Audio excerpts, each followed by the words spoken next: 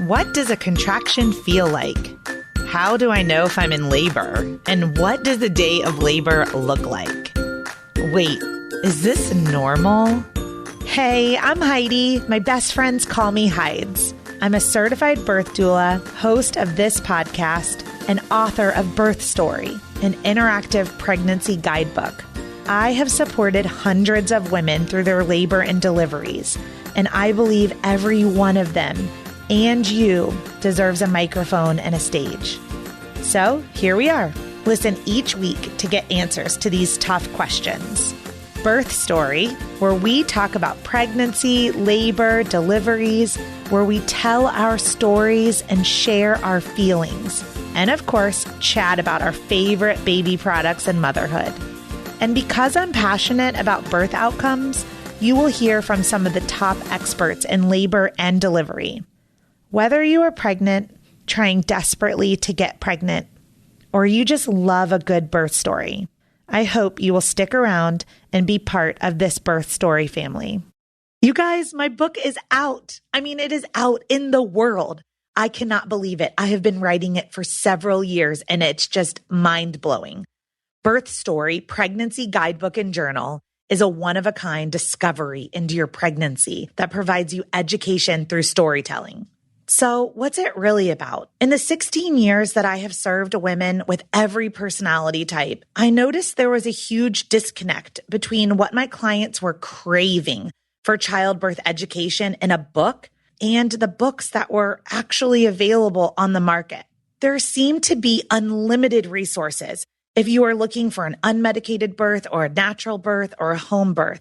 But there just weren't a lot of resources for my clients who were part of the 92% of women birthing in a hospital and very much open to medical interventions like an epidural, nitrous oxide, and opioid medications. So I wrote that book to fill the gap for you.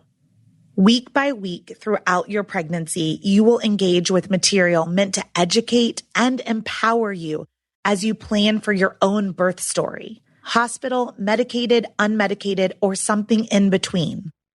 You are welcomed each week with a postcard from the womb, which is an adorable note from your baby about their miraculous development, as well as the amazing changes occurring within you. Then you are invited to use an uplifting birth affirmation and to respond to an introspective journaling prompt to document your feelings, curiosities, and wonders every single week. With room to memorialize your own birth story, this book will become a memory keeper and a legacy gift for your baby. You are encouraged to read one of my favorite birth stories each week, filled with childbirth education, tidbits, and explanations of important medical terms and procedures. These are real-life accounts shared with permission from the births that I've attended during my career as a doula. And I gave you a great mix. In the 42-week guide to your pregnancy and 42 birth stories, 7 of them end in cesarean section. About half are unmedicated and the other half are medicated deliveries. This is a judgment-free book. So take what you need from each element and leave the rest. Okay, are you ready to buy? I would love for you to go to birthstory.com and buy it directly from me. But I totally get it if you're an Amazon girl. You can head to amazon.com and just type in Birth Story Pregnancy, and the book should pop up. I'll deliver it straight to your doorstep. And I would venture to say that you might be an audiobook kind of woman because you're listening to a podcast. So if you would prefer to listen to this book, then I have recorded it and it is available for download at audible.com or on your Audible app. Thank you for being part of the Birth Story community. I am so excited for you to have this book in your hand once you've purchased it and it has arrived. I hope that you will give me your thoughts and feedback, and don't forget to take a selfie with your book and post it on Instagram and tag at Birth Story Podcast. Episode 2. Grab a latte and get comfortable because I am interviewing my sister on the podcast today. And she is a crack up. And I just want to tell you that she had a 2-year-long fertility journey that led to an overdue baby and an induction. And in this episode, I'm not kidding, she calls her husband a Jedi master of orgasms. So I'm Heidi Campbell, host of the Birth Story podcast. Welcome, Samantha. So first of all, I know we've been sisters. I'm like 46, and we've been sisters for a long time, but I don't go by Samantha. I'll just let you know that now. I go by I'm Sam. sorry, everyone. I go by Sam. So Sam, sis. All right. I'm sorry, listeners. This is my sister, Sam. Wait, let's tell the listeners why I call you Samantha most of the time. Because I named my dog Sam. After your ex-boyfriend, Sam. Samson. Right. Samson. So, yeah. So I guess I should think that's nice because you don't want me to be like your dog or something. I don't know. But I go by Sam. Sam is my name. Okay. Hey, Sam. Okay. So let's talk about your pregnancy and getting pregnant, because I want listeners to hear your story leading up to getting pregnant with Alessandro. Okay. So Alessandro is my 13-year-old, and my husband and I had been trying for like 2 years to get pregnant, and we really wanted a baby. We had dated and lived together for like 5 years before we ever moved, before we got married. You sinner.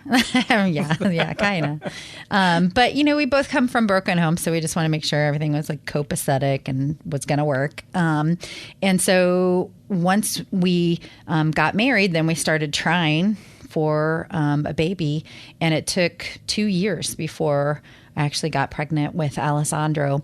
Now, we didn't like do the whole, let's look at fertility and, measure all these different things. And we weren't like crazy about it. We just had sex when we wanted to have sex and we're hoping for the best. But I was really concerned. It was like worrying to me because I was like, I feel like my entire life that my body was like made to give birth to babies. And like, why was I not getting pregnant? Which I know I've had a lot of friends who have had similar circumstances too. Real quick, how old were you? So good question. If I'm 46 now and he's 13, I was, what is that? Help me. 33? So when you gave birth, 33. So you were 30 to 32 when you were having, Yep. Either you or your husband, you were on a fertility journey though. Yeah. For 2 years in your early 30s. Yes. And then we went on a trip to Germany. So we went on this really fun, fabulous trip to Germany, and we had an amazing time, and we were relaxed, and we were drinking a little bit and all kinds of things probably that you shouldn't be doing for getting pregnant. But we had this great time, and we were in the baths in Baden-Baden, and we believe that he was conceived in the town of Baden-Baden, where the baths are in Germany, because we were having a really good time there. So when we got back from the trip, I was pregnant. So I don't know if it was just a measure of being relaxed and he was relaxed and all the stars were aligned. But 2 years into our journey, then I was pregnant with Alessandro, and we were super happy about it. We, by the way, almost named him Baden. I'm really glad that you didn't do that. Which means bath. Oh my goodness. Okay. Well, at least his name is Alessandro Chagall after a couple of different painters, correct? Well, Alessandro, just so we could have a Hispanic name because my husband's Hispanic. And then Chagall is for a Russian Jewish painter that we love. Awesome. Yeah. I love the name. So one of the things that you've shared with me is that you, like when you learned you were pregnant, that you felt different. So tell me about what it was, like what happened to you with both of your pregnancies that kind of let you know that you were pregnant. So I had never heard of this before from anybody, but when I was, when we were in Germany, we then went over to Belgium, and when we went to Belgium, we were staying in this really cute place with a little courtyard and cobblestone streets, and it was just like so romantic and fabulous. And, you know, it was time to go out and about in the town of Belgium and in the town of Belgium, but Belgium's not a town. I swear she has a master's degree and she's really smart. But we were about to go out and about. I don't even actually remember what town we were in. And I got a fever. I felt sick and I said, I can't go out. So I've actually never seen Belgium besides our hotel. Because I just felt bad. I got in the bathtub. I got a fever. I felt sick. And lo and behold, when I got home, I was pregnant. So I just thought, oh, maybe that sickness coincided at the same time with, you know, conception. But then when I had my second child, Peyton, the same exact thing happened. Like I got a fever. I didn't feel well. I had to stay in bed. I just didn't feel quite right. Like that's the best way I can explain it. And again, that was my signal with her that I was pregnant because I was like, oh, maybe this is the same thing that happened with Alessandro. Cool. So how did your pregnancy go overall? It was awesome. Like it was amazing. I loved being pregnant. I loved Alessandro being in my belly. I loved seeing my belly grow. I loved feeling the little kicks of him. I wasn't really somebody who got sick. The only thing I was in the beginning part of my pregnancy mostly was like a little nauseous, where I just kind of had to have snacks everywhere. So I had like, you know, the little center console in your car. I had like nuts and, you know, just things that wouldn't spoil if I kept them in my car, crackers, that kind of thing. Because literally I'd be somewhere and I'd be like, if you don't give me something to stick in my mouth right now, it is not going to be good. So that was a weird feeling to me with pregnancy of you feel nauseous, but you feel like you need to eat something. Because every prior experience in my life, besides being pregnant, of feeling nauseous, of course you don't want to eat anything. But this nausea for pregnancy, I had to stick something in my mouth. Okay, so you never had to take any medicine? No. No. So the pregnancy was great. I walked all the time. That was a big thing with me, is going walking in the woods. And there's this great place called Bent Creek that I still go walking, and I love it. And so I walked all through my pregnancy. Yeah. Cool. So what happened as you got close to the end? Like, did you have a due date? Did you know? I mean, you said that you knew when maybe you got pregnant. So like, did you think that your due date was accurate? I'm one of those people who doesn't really believe in due dates. I kind of just think, oh, your baby's coming around that period of time. But it was February. So Alessandro was to be due at the beginning couple weeks of February, and he ended up being born on February 23rd. So we were really hoping he would come on February 22nd because that's my grandfather's birthday and my daddy Sam. So I thought that would be a really, really cool thing to happen. But he didn't. He came on the 23rd. But what else were you asking? So on that light, you were overdue. So your due date was sometime in early February. Yeah. And so what was that like when kind of the due date came and went? So going to my physician, who she's a wonderful, amazing person, she kept saying, you know, well, you're going over the due date, and usually we induce if you go over the due date. And I was like, oh, come on, give this baby just a little bit more time. So she gave the baby like another week, and then nothing happened. And I'll tell you a couple things I did too. And then 2 weeks, and she basically said 2 weeks is my limit. Like you need to be induced. So after 2 weeks past the due date is when I had an appointment at 8 a.m. at the hospital to be induced with Pitocin to start some of the contractions. That Pitocin just gets the contraction started. So I was really disappointed about that, and I tried everything I could for the 2 weeks prior to get Alessandro to come out. But he was very happy inside my belly, and I think he wanted to stay there for a very long time. And he didn't want to come out right then. So what are some of the things that you did to try? So my massage therapist, Isabel, was amazing. So I had massages all throughout pregnancy, and she gave amazing prenatal massages. And so she said, okay, this isn't going to feel like all those really nice other massages you've had. And it was like pressure points on my ankles where she dug in and just like kind of hurt you on your ankles. And those trigger points or pressure points are supposed to help with getting contractions started. Unfortunately, they did not for me. And I think I did that a couple times with her. And then I decided to go to acupuncture. So one of my best friends, her husband is a Chinese medicine doctor. And he's like, yeah, you should come for acupuncture. We do it all the time to induce labor. And apparently there's a lot of evidence that goes along with that. So I went in for that session. And I believe the majority of the needles they put were on my sacral area, on my back, and you definitely could feel like this sort of electric charge, down there. And I could feel the baby moving around a little bit more. Alessandra was moving around, but again, did not induce labor. And at that same Chinese medicine doctor office, the acupuncture, they're like, okay, try this tea. Are you willing to do anything? And I'm like, yes. And it was this tea that contained, I'm not shitting you, like a dried seahorse in it. And they're like, please drink this whole thing. And I'm like, drink the seahorse also? So yes, Alessandra, if you're listening to this, yes, mommy ate a seahorse for you and some gross, nasty tea that they described as driveway water runoff. Like that's what it tasted like. Was disgusting. Like you just went into a gutter and picked up some water. That's what this tea tasted like. Again, did not induce labor. So massage, acupressure points, acupuncture, gross tea. And then the last thing I did, which was completely disgusting and probably felt the most little kicks and contractions from it, but nothing like again ever happened, was I think it's called castor oil, right? Does that sound right? Yeah. Okay. So I was just like chugging castor oil like it was Jägermeister in college, like I'm just like chugging it, trying to get those contractions to come.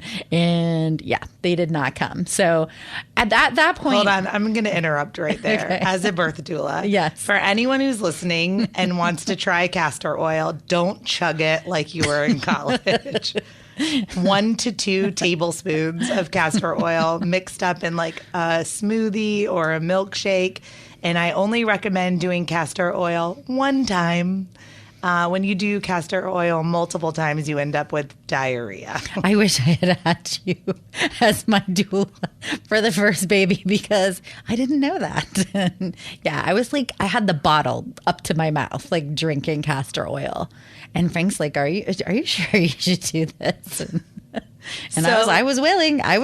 So I have a question for you too, because one of the things that I want listeners to hear that's really important for natural induction is having sex, because there are so many prostaglandins in the semen. Oh yeah. That and having an orgasm where it like releases so much oxytocin that's a really good thing. Were you comfortable enough to have sex? We had sex all the time. Okay. Yes. Yeah. Yeah. Okay, We had so sex that all the didn't work time. either. We had sex all the time. That did not work either. And you kept walking? What do you mean? Like walking through Bent Creek or Oh, yeah, wherever? yeah. Kept walking and having sex all the time. It did not work. And my husband is a Jedi master with orgasms. So that definitely didn't work. So I hope everyone saw on the podcast that this is an explicit podcast. Yes, sorry. We are sisters and I do have a potty mouth sometimes. So no, none of that worked, but I tried everything. But again, I tried not to stress too much out about it. I think I was stressing out at the end there with all these things because I desperately did not want to be induced. I did not want to have Pitocin. I did not want to have anything injected in my body or the baby's body that could potentially be harmful in my mind, at least, like I just so desperately wanted to have this natural childbirth, right? And to me, I was like, oh, if I get Pitocin, then it's not a natural childbirth. But it ended up being fine. It ended up being okay. Okay, so let's talk about that for a minute, because there's going to be so many people that are listening that go over their due date. They know that they have a deadline, that induction is a possibility. And so many people think the same thing that you think.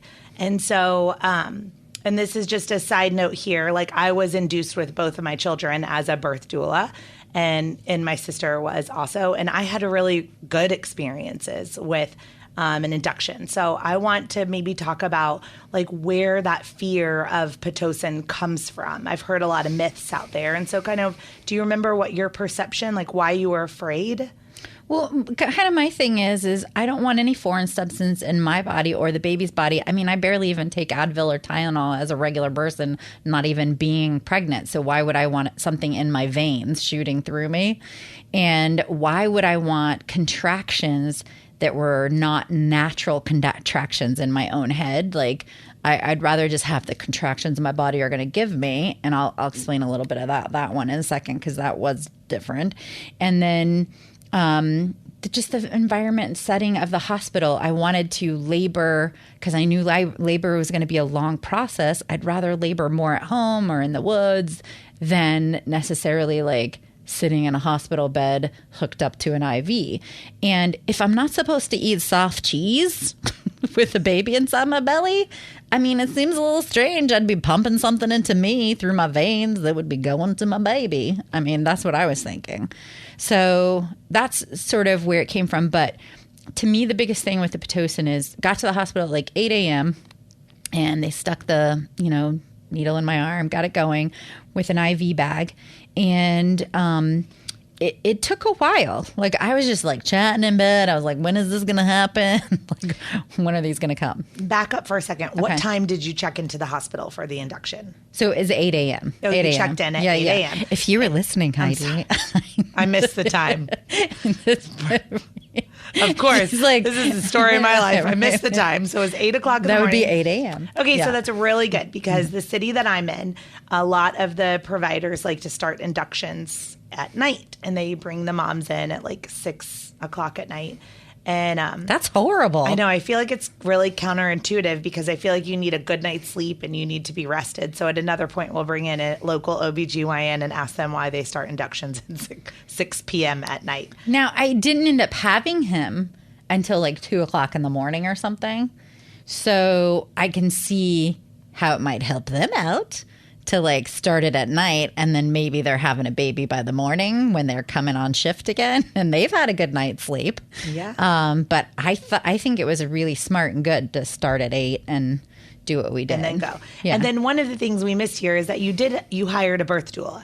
Oh, yeah. Sorry. This is a show about Isabel. She really loves you. She just forgot about you. Yeah. So Isabel was an integral part of this. So Isabel was friend, massage therapist that I've had for years, and she had never really done the doula thing before. I don't think she had really done it before, and she is just this amazing healing human being. She just knows so much about human anatomy and how to help you when you're in pain or need to relax with massages and all these things. And she had studied all of this cool fertility sort of medicine. In what country? You remember what country? Belize. Yeah. She worked with like a shaman woman in Belize to learn fertility massage. Yeah. So it was really cool. So anyway, I just proposed to her. I said, how about being our doula? And I started off with some of my readings I had, and then she read up on her own about a lot of different things. And Frank was going to be at the hospital the whole time, but I knew he needed a support person too. Like, so the three of us kind of were a team at the hospital, and she knew it was an induction, and she brought like a whole bag full of stuff, and we had a thing of snacks and all kinds of things, but she was there with us through the entire process. And like I said, 8 a.m. and I didn't have him until after 2 a.m. I mean, they needed to have a break and like have a burger and have a snack themselves and switch in and out of the room, like helping me sometimes and that sort of thing. So she was an amazing doula. That was my first experience with a doula. I would never suggest to anybody to not have a doula. Like, everybody should have a doula that's giving birth regardless as part of your team. It's not like your only person. I think a lot of people have misconceptions about what a doula is, but support person during birth. So she helped massage me. She talked to me. She helped keep me calm. She got mom out of the room when mom was driving me crazy. So that kind of thing. So. Getting your mom out of the room sometimes is really important. Right. Our mom answered her cell phone while I was pushing my first child out. Right. So thank you, Isabel. Yeah. So doulas can help with that. Yeah. I think, yeah, everybody was coming in my room, like plugging their cell phones in and stuff and bringing their chaos into my room. And Isabel was like, yeah, I think she's such a delicate, gentle person. Like, she's like, yeah, I think this would be really nice if y'all can push this out into the hallway somewhere, so she could do it because you don't have the strength at that point to kind of be your own advocate. So the doula helps you do that. Yeah. And I'm going to interject right here for any of our very savvy listeners that are like, but Heidi is a doula. So I was very young 13 years ago. And Isabel actually inspired me to become a doula after this. Not me. It wasn't me. No, you had something to do with it. I think you gave me a book like the doula book or something. But I probably like being competitive. Like I was pissed that I didn't get to be your doula. So I was like, well, I'm definitely going to become one of these magical doulas so that I could be your doula on your next birth. Right. And so I was. So I was Sam's doula for her second birth. For Peyton. She was an amazing doula for Peyton. So, but Isabel, I just remember kind of being in the waiting room and thinking, whatever this mystical creature is doing in there, like, I want to be her, Yeah. I want to be healing, my sister. Yeah. So. I feel like, now you correct me if I'm wrong, and I know this isn't me interviewing you, but I can't remember the answer to this question. Weren't you doing something around that time where you were helping people in hospice or you were helping people with dying somehow? And then you were like, this connects in the other direction? I don't know. I just have this like memory of that in my head. 100% no. Okay. I don't even 100%. Because you're like, oh, I want to be on the other side of it, on the birth side. No. Okay. I mean, I was like a drug rep that was like helping people with their medicine. so maybe, but no. Okay. So I did have a few friends that were giving birth that I had like kind of helped through their, before I became a doula, like that I had helped. And so I thought I knew what I was doing, but without doula training, but okay. I did not know what I was doing back then. So back to your birth. Okay. So you check in at 8 o'clock in the morning. Isabel's got the room set up. Like your husband's there. They get the IV started with the Pitocin. And then kind of what happens? Hey, it's Heidi. I'm interrupting the podcast to let you know about a free resource that I've created for you at birthstory.com. All you have to do is go to birthstory.com and then click the tab that says The Workbook. Once you put your email address in, an entire resource library of all of my secret sauces are available to you for free as my thank you for listening to the Birth Story podcast and being part of this community. At birthstory.com, under the workbook, you will find a birth plan template, articles on circumcision, delayed cord clamping, flipping a breech baby, packing your hospital bag, acupressure points, placenta encapsulation, and so much more. There are over 20 free articles ready for you to download at birthstory.com. Now let's get back to this amazing episode. So back to your birth. Okay. So you check in at 8 o'clock in the morning. Isabel's got the room set up. Like your husband's there. They get the IV started with the Pitocin. And then kind of what happens? Oh, I had... let me set the scene for you. I put pictures of my grandmother and my grandfather on the windowsill, summoning their healing spirits because they had passed, and just there to help me through the labor process. We had some good scents going on in the room. Isabel brought me some ice pops, to have during labor, and then the contractions started. Eventually, it took a few hours. It wasn't like immediate. It took a few hours for the Pitocin to kick in, and they started messing with it, turning it up and down and everything. And after I've now had the 2 births, I can compare the differences between the natural contractions and Pitocin. And I think the really hard part about Pitocin is because they're having to adjust it to your body. They're a lot of times right on top of one another. So you'll have a contraction and then just one deep breath, and then another one starts. Whereas with natural contractions, you'll have a contraction, you have the squeezing of the muscles, and then you have like 60 seconds usually, 30 seconds at least to like breathe, to calm down a little bit, and then go into the next one. So it gives you a little bit more space in between contractions. And again, maybe if they had just done the Pitocin a little bit differently, maybe there would have been more space, but that was a hard part for me. But I forgot to say it. I also toured the hospital ahead of time and had seen that they had birth chairs. Now, I think they had them shoved in some closet far away where they didn't really want to get them out for people. And they thought it was a little weird. I got the feeling.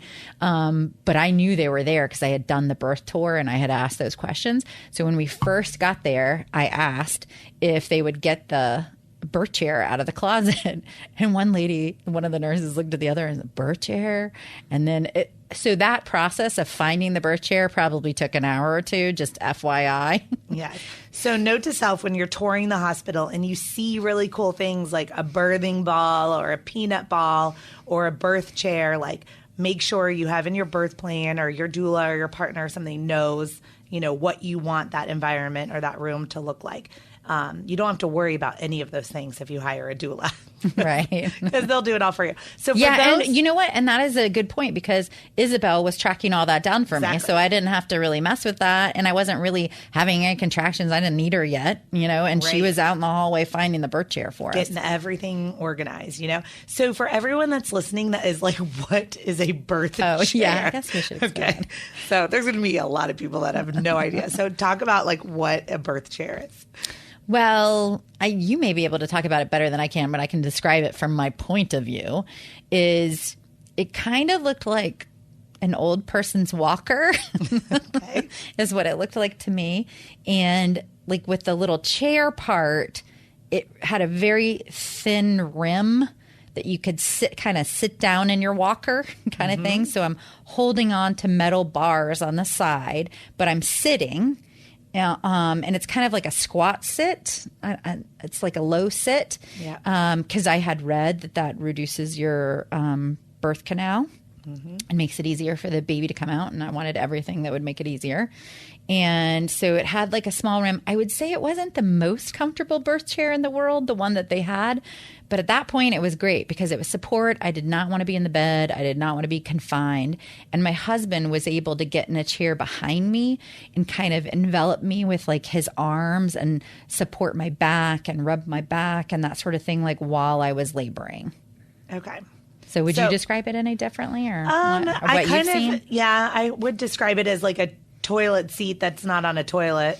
Yeah. So that still has like a hole in it. So it kind of gravity lets Maybe gravity. my butt just felt so big that it felt like it was like a 1 millimeter rim all around. So, I don't know. But it just kind of helps, with gravity. So everybody who's listening, squat, squat, squat, squat, squat. Like we can't say it enough, right? Like sit in your chair, sit in your ball, but squat, squat, squat, because it actually really does help to get the baby to move down, to get in a good position, to put pressure on that cervix, to open the cervix, to work with gravity. When you are laying flat on a bed on your back, labor just takes longer. So yeah, and I would say the best way that I could explain this is if you're laying down, if you've got to shit, if you got to poop. Okay. It's explicit. Am I allowed to say that? Yeah, you can say shit. Okay. So if you've got to shit and somebody said, "Oh, you have to shit. Why don't you lay down in the bed to shit? Why don't you do that?" Get on Just your imagine laying in your bed on your back and then trying to shit. Of course, that makes no sense. Not that a baby is a shit, but it feels like that sometimes. So, like, it's much better to be like sitting, squatting, whatever, because then you're in a position that just, like you said, gravity, it makes more sense and it feels better. Yeah. So it's sort of, to me, archaic to like lay in a bed because that's not what is the easiest position. So at this point in your labor, you're still all natural in the sense that the only medical intervention is a Pitocin drip. Yes. Right. And did you have an IV bag of fluids? Yeah. Too. So an IV bag of fluids and a Pitocin drip, and your husband is massaging you, and you're sitting in the birth chair. Isabel, I think, is massaging all over your whole body. Yes. Too. Talk to me about how what you were doing with your mind when the contractions hit. Well, I I was doing all these visualizations, and I forgot this part too. It's been so long. Hypnobirthing. I had gone to some hypnobirthing classes with a hypnotherapist, and there was like a trigger word that Frank and I came up with, and then he touched my shoulder at a certain point when he would see that I was struggling, and it was basically just a relaxation mode to get into. And so that would help me then relax even further. But in my mind, I just kind of had mantras in my head, like, I'm so excited to see Alessandro. I think I had one that was like, my flower of my birth canal is opening like a beautiful flower. So I kept just imagining like my vagina opening bigger and bigger to let the baby out. And I also just was breathing. I wasn't trying to struggle against the contractions, because I'm telling you, having a baby for the first time is a weird experience. And I was not prepared. I had read a million books. I am like a researcher. I had read everything. I could, every first person account, every medical thing. I read it all. But you still don't know what it's like until you actually go through it. And to me, it was like, birth is like peristalsis, like with a snake. And the snake is like doing those like contraction-y things to like get the food down, and so that to me it's like peristalsis, like the contractions to get your baby out. And if you like are trying to like push really hard, and it just doesn't work. You just have to give into it, give over to it, just like you do an orgasm, by the way, is just let go. It's like when you let go and you breathe and you give into the experience of this baby trying to crawl out of your body, which is a strange experience to think about, right? Then it just goes more easily. And then I think I told you this whole thing too of, like the whole taking the shit on the bed like thing and laying down. That doesn't make any sense. Now let's taking a shit to the toilet, okay? If you're on the toilet and you are trying to poop, okay, and you're like, and you're trying to poop, it doesn't happen. You'll be there forever. But if you just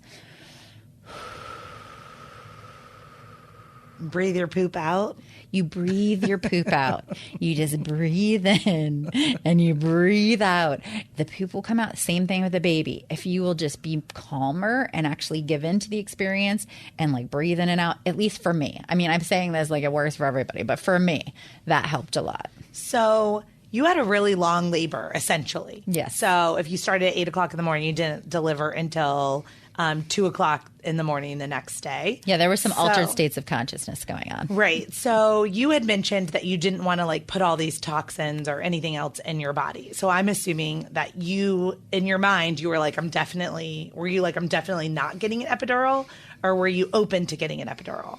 Well, I did not want to have an epidural, but I was definitely open to whatever is going to keep this baby safe. I mean, if they would have come in and said, we need your right arm, we need to cut it off to make the baby safe, I'd be like, go for it. Take my arm. So I was kind of the attitude of whatever they think is going to keep the baby safe, keep Alessandro safe, I'm totally willing to do. So you had a team you totally trusted. Yeah. But I didn't want, and the doula, Isabel, helped with this. I didn't want to be constantly offered, because they kind of do this thing where they come into your room and offer you like epidurals and stuff or whatever. And Isabel was kind of like my defensive line man, who would go up to them and be like, don't bring that stuff up to her right now. Like she's doing great. Doing okay. Yeah. So at what point do you think that things started to really intensify? Do you have a concept of the time frame? I don't have a concept of the time frame, but they videoed everything for me, and that's another good reason to have some support people in the room. So Isabel and Frank videoed everything. So there's some crazy videos of me like, wah, like my head like going around, and I was making lots of deep moaning sounds. Like, I don't even know if I could just like, That sounds like a contraction. Do you think your listeners would like that? Yes. Actually, that does sound like a contraction. So those deep sounds were like really helping. And I had done some prenatal yoga where they said that you making those deep sounds actually helps to open up. Yeah. Wah. Yeah. Wah. That's a guttural, like opening sound that you'll hear a lot from laboring women. Yeah. So, and I so I knew that it was relaxing to me. It worked for me. And I had my eyes closed a lot during labor, and I was just in another world. I was in another place. But the touch of people really helped. The massaging helped for me during pregnancy, like pressure on my back, moving around, getting up and walking around the room. All of those things helped me. Okay. My least favorite thing would probably be the heart monitor that they put across your belly when you're in the middle of labor. At least for me, that was a pain in the booty because it felt so heavy and like restrictive and like annoying. Did they constantly monitor you? Like that monitor was on and it never came off? Well, I mean, not at 8 a.m. Okay. But when I was getting pretty heavy into the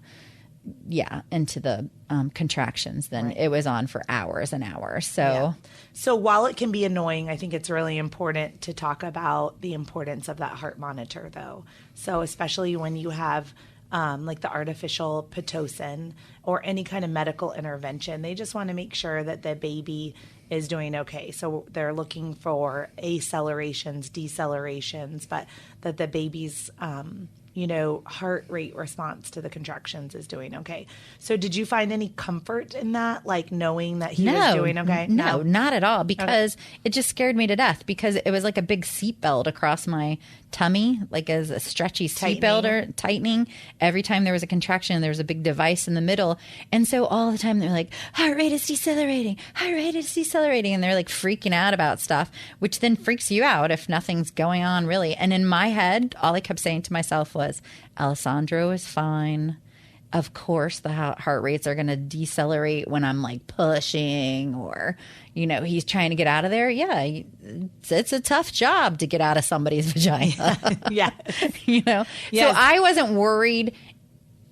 And thank goodness Isabel and Frank are really like the most calm people in the world. So I wasn't worried, but I can see how for other people to like, it stressed me out a little bit that they were so concerned with it. And I just knew somehow in my head everything was fine. Yeah. But so I hear when people don't see the decelerations, you'll hear moms that will say that, oh, I could look over and see that the baby was doing fine. And that was comforting to me. But because... Does that happen where people give birth and like it doesn't decelerate at all? Yeah. If they have quicker labors too. Okay. So that's a good note. We can step in right now and say that like when there is compression to the baby's head, you will, as the baby's coming through the birth canal, we will see heart decelerations. If the cord is wrapped at all, you'll see some decelerations. There are some many other reasons to have heart accelerations or decelerations, but as long as they're short and they bounce back, the medical community seems to not, they watch it. But they're not overly, concerned when you see a deceleration with a contraction when the baby's coming through the birth canal. That's typically considered to be pretty normal thing to witness on a heart rate strip. So you saw that with Alessandro. So as he was coming down, he was in the birth canal, the head was getting compressed. There were some heart decelerations, but you were not scared by those. So that was good. No. Like you just knew intuitively, like your baby was doing fine. And so talk about the birth. So the birth part was exciting. He has a nickname, Turtle, to this day, because he was like, out, no, I want to go back in. Out, no, I want to go back in, with his little head. So I still call him Turtle. But so the thing that was a little bit hard is my physician, I think, had a hard night. That night of whatever was going on at the hospital. And talk about it. I think it's important. Don't talk about her, but she had a tough night. Yeah. So I was on the birth chair, and originally, I had a birth plan and everything, and she was totally fine with me giving birth on the birth chair, and she'd get down on the floor and like deliver the baby. And we had talked all the way through, but it's now like 2:30 in the morning, whatever. And she comes in the room and it's getting close. And she's just like, Sam, I've had a really hard night here at the hospital. I just want everything to be safe for you and Alessandro. I need you to get on the bed. So I will tell you that my contractions really, I swear to God, they did not hurt. Nothing hurt about labor. It was just weird. Like a baby's crawling out of you. Weird. until I laid down on the bed. And then when I laid down on the bed, oh, my back was killing me. My vagina, like when he was coming out, I tore. That was horrible, whatever. But I really do fault it with like laying down on the bed instead of being able to give birth on the birth chair. But later on, I found out that there was like a young child, basically an 11-year-old that night who had given birth.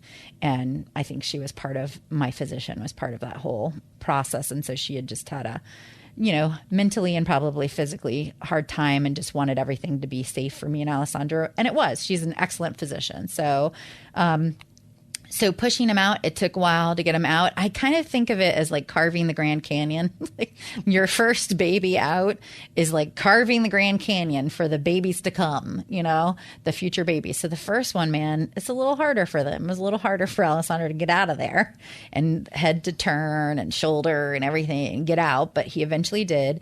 No episiotomy, but you tore naturally? Yeah, tore naturally. And I wanted to because I had read up that tearing naturally and healing is actually better than having like a straight line kind of scalpel cut. I just read that. So some research on that. So tore naturally, but I bled a bunch. So Alessandro comes out. I'm so excited. He's so cute. And let's clarify. Okay. You didn't bleed from the tearing. You were bleeding from a postpartum hemorrhage. I have no clue. Okay. I have no clue, but maybe it's more common since I don't know your clue. medical history. I'm going to guess you had a postpartum hemorrhage. Okay. Because let me just do a little doula teaching right here is when so just even if you didn't know this is that your uterus is a muscle. And when we labor naturally, and you talked about we have those long breaks in between, like, so sometimes you'll be in labor and you'll have like a 20-minute break in between contractions, even when you're really, far along.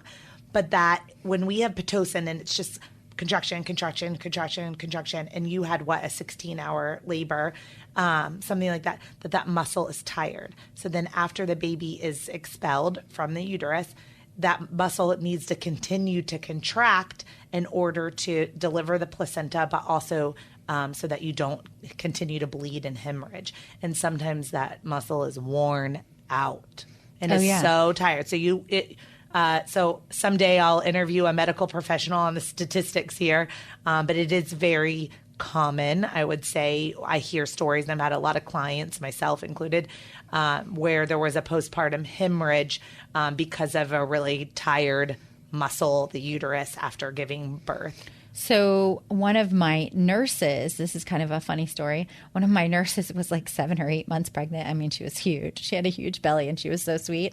So right after I gave birth to Alessandro, and they were like working on him. All the nurses are doing like the APGAR scores and seeing how healthy he is and stuff. They were like, we need you to go to the restroom. Like we need you to go to the bathroom or whatever. So I passed out. Because I had lost so much blood. And I said, I'm about to pass out. And she said, just lean into me. So I felt so bad. I'm like, I feel so bad. And then I passed out right on her belly, holding her. Yeah. She's just like, hold on to me. And I passed out on her belly and she's holding on to me. And then she's like, can you take a couple more steps to the toilet? And I took a couple more steps and I passed out again. And then when I got to the toilet, I passed out again. So I think and I kept just leaning into her big, beautiful belly. It was kind of beautiful, actually nice.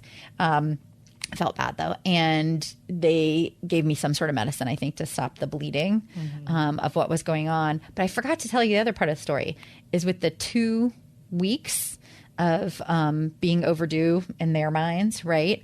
One of the things my doctor said is your placenta can calcify and that could be bad because you're not getting nutrients to your baby and all that kind of thing. So as soon as the placenta came out after Alessandro, I was like, show me that placenta, because I was taking the placentas home anyway.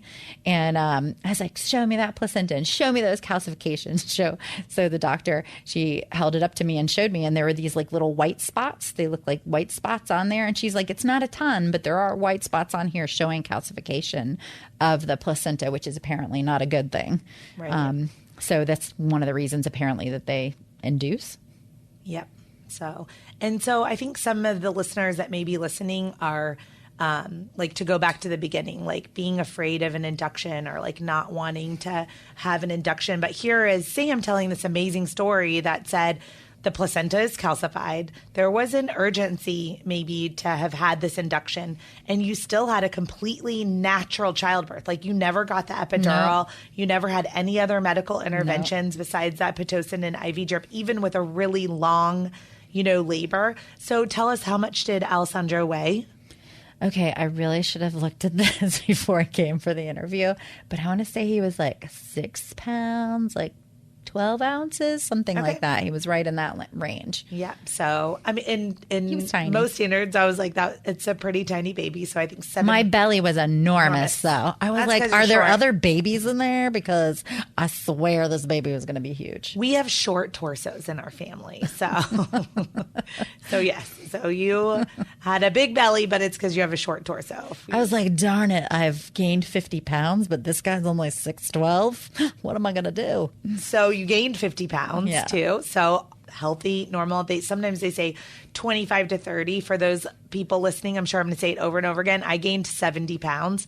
I don't necessarily recommend it because it's really hard to get it off afterwards, but it happens. Yeah, I'm still trying, and my child's 13. So it happens, So let's talk about just those like moments like right after birth. Like, so because it was natural, did you get a chance to like hold him right away and nurse right away? Like, how did that go? Oh, yeah. So exciting. So did skin-to-skin contact right away and had him up on my belly at first. And then Frank got to cut the cord, too. So that was really cool. And they waited for the cord to, like, pulse out everything. And he was just so cute. And I couldn't believe he came out of me. Yeah. And this little love and the, like, love in your heart for this human being. Like, how did a human being come out of the inside of me, and how can I love this human being like more than life itself? And it was just overwhelming. But I just kept looking at Frank and then looking at Alessandro and like, oh my gosh, look what we did. Like, look what our love did. Like, that is just insane to me that like you can love someone so much that you can create a life from your love. I mean, it's a pretty profound experience. Yep, nursed right away. APGAR score was good. I don't remember what it was, but yeah, he was a great little healthy little thing and a beautiful birth. Yes. Awesome. Yeah. So one of the things I like to ask moms is like, did you have a favorite product that you used when you were pregnant or after pregnant, or like when that you registered for that you got, but do you have a favorite baby product? I would not say any particular baby product, but the store Target has always been my saving grace. And ladies listening out there who are pregnant or about to give birth or have given birth, they open at 8 a.m. That is key. Most places are not open at 8 a.m. And I'm talking like every day they're open at 8 a.m. So I just would have to get out of the house. So I would bring the baby with me, and it was a place to go, and I'd get like some Starbucks and be walking around with my chai tea and my baby, and it gave me a place indoors that was safe. Didn't matter what the weather was, to just walk around and look at things and figure out what products I needed. Because let me tell you, I needed stuff all the time. So at Target, I'm like, oh, it's pretty in here. It's clean. Oh, here's some clothes for the baby. Here's some cream that I need for my nipples. Like, here's like They have it all. They have it all. Like everything you need, and this calm because no one's there at 8 a.m. So it's a really easy place, and to go in the morning. So that's so what I Sam's loved. favorite baby product was all of Target. All and of Target. Starbucks. All of Target and Starbucks. I'm And telling you, 13 they years saved my later, life. do you still go to Target and Starbucks? Yes, I still, on Saturday and Sunday, it's just my routine. I go walk in the woods for like an hour, and then I go to Target in the morning to see what I need, and I have my Starbucks. Yep, it's my routine. Awesome. Okay. Well, for anyone listening that like loves Sam and wants to hear about her second birth, we're going to have a part 2 where she talks about her birth. Where Heidi was my doula. Where I was her doula. Yay. And she had an all natural childbirth with Peyton. So look for that episode, and I will put it in this episode's notes. So thanks everybody for listening. Thanks Sam for being on and telling us your story. You're awesome. I love you. Love you too.